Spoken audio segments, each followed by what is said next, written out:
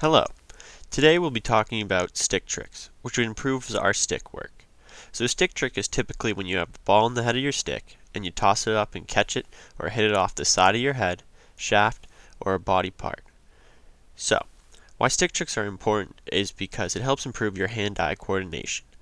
Being able to toss the ball up and hit it or catch it on the side of the head is a lot more difficult than it should be to catch a ball in the head of the stick because the side of the head is a lot thinner and less surface area compared to the head of the stick when you're catching a pass.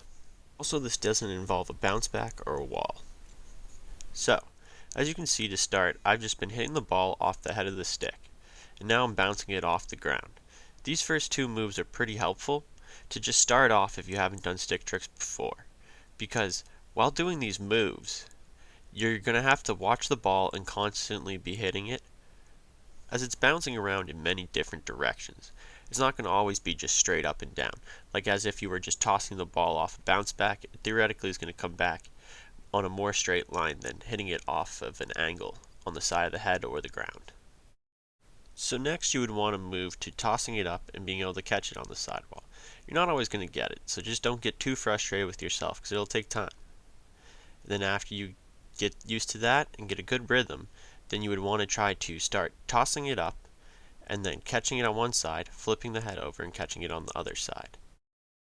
Once you get good at that, you can try to incorporate other parts of the stick, like bouncing it off the shaft and then catching it back on the head. You can also try other things that include a little more hand speed, like tossing the ball up, trying to bring your stick up, over, and around the ball, and then catching it back on the side again. Also, like the other parts of lacrosse, we don't just play with one hand. So even with stick tricks, you want to try to be able to do them with your offhand. This is much more difficult and you have a lot more drops. I can't nearly do as many of the other moves as just trying to toss it up and catch it on the side, as you can see here.